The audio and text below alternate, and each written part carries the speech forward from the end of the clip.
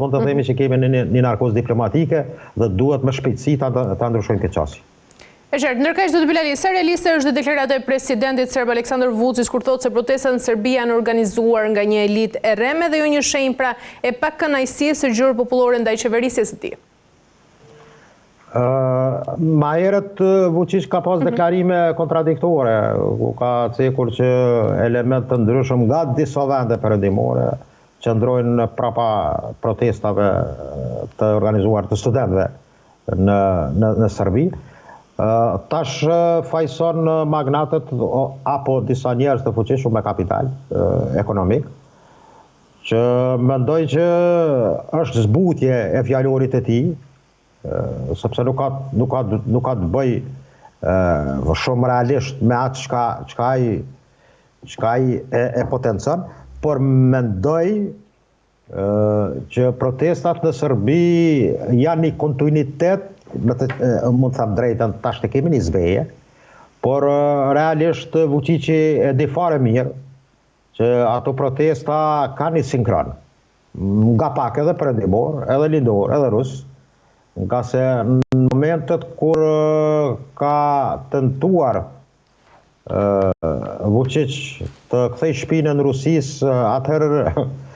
elementet rusofil në Serbi që janë bukur të fuqishëm, mendoj që kanë ardhur shprehje dhe kanë qenë të gatshëm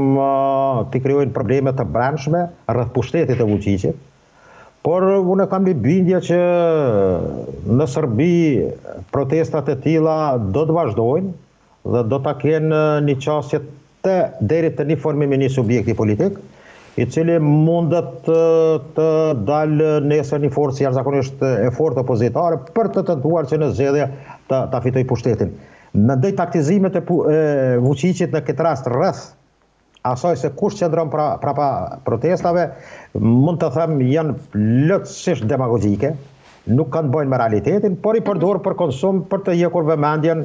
nga ajo që ai më herët ka deklaruar që element të shërbimeve të huaja janë prapa tyre, dhe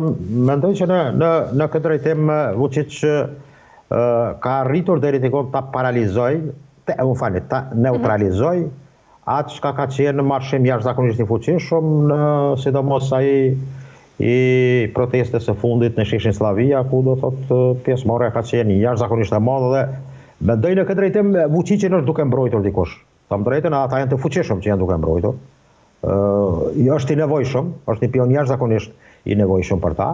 Dhe mendoj që në këtë drejtim hile kanë edhe perëndimor që dhanë përkraje Vučićit për kalkulimet e tyre. Dhe ajo që ka thotë Vučići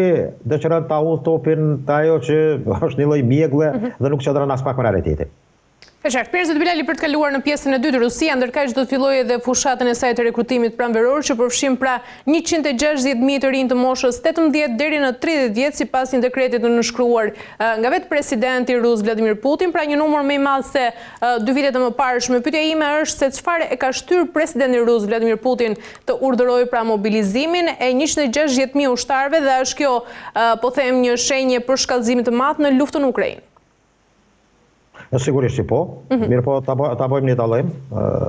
Është mosha ka qenë më herët 27, nga 27, mobilizimit tash është nga mosha 18 vjeçare, mirë po është një dallim sepse thirrja atyre bëhet për brenda Rusisë, apo mund të jenë prapavia, në rast të eskalimit apo më të them zgjerimit të luftimeve në Ukrainë. Dhe kjo është një parapërgatitje për të treguar e para që Rusia mund të mobilizojë, mund të them personelin dhe rezervën apo mobilizimin në këtë rast. Dhe është një lloj, mund të them, disponimi rus për të arritur caqet në Ukrainë dhe për të krijuar, mund të them, një lloj stërvitje për ta revolterinë. Dhe mendoj që në këtë drejtim Rusia është duke e testuar dialogun dhe marrëveshjen dhe platformën dhe pikat me të cilat janë afruar në Riyadh me amerikanët. Mirë po në terren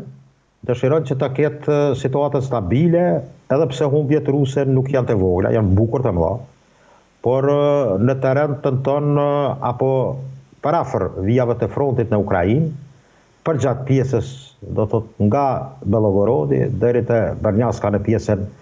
afër që lidhet me detin e Zi, detin Azov, apo pjesën e Krimit, dëshiron që në këtë pjesë do thotë ta koncentroj atë që them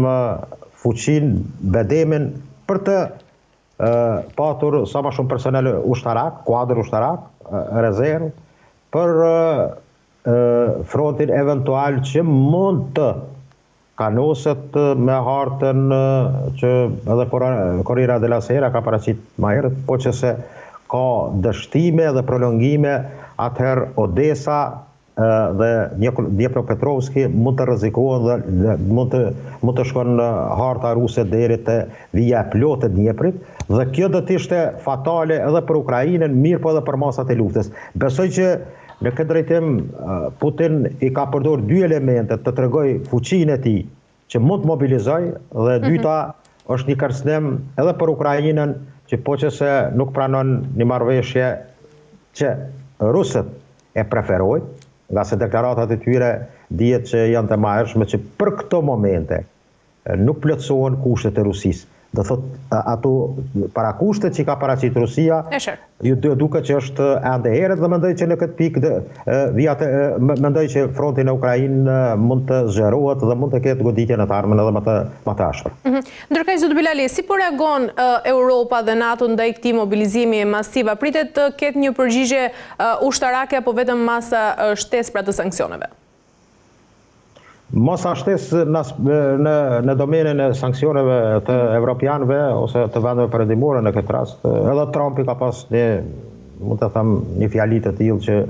mund të goditet me sanksione dhe tarifa edhe Federata Ruse, por evropianët mendojnë që Ukrainën me miliardat e tyre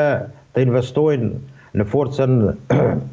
mbrojtëse, në forcën armatimit dhe furnizimin me armatim të Ukrainës, dhe që mendoj që për këto momente dhe historiku mbi 3 vite të luftës në Ukrainë ka treguar që fronti në Ukrainë thon drejtën e kanë mbajtur amerikanët më tepër. Nga sistemet e tyre të jashtëzakonisht efikase, sidomos ato që kanë bëjnë me përcjelljen e inteligjencës satelitore, ka qenë ndihmë e madhe për ukrainasit. Po dhe për armatimin, mund të them HIMARS-i amerikan dhe ATACMS-i kanë qenë, mund të them, pika kyçe për të konsoliduar vijat e frontit dhe goditjen për brenda Federatës Ruse. Por evropianët kuptohet që dëshirojnë të jenë akter, dëshirojnë që të jenë pjesë politike e marrëveshjes, dëshirojnë që të pyeten edhe nga rusët edhe nga amerikanët. Por në aspektin e logjistikës mendoj që ata janë duke vazhduar dhe duke konsultuar, tash kemi takimin edhe të ambasadorëve të kryediplomatëve të vendeve anëtare të NATO-s, që do të bëhet, pastaj kemi takimet mund të them edhe të diplomatëve të vendeve evropiane në Spanjë, që do thotë kanë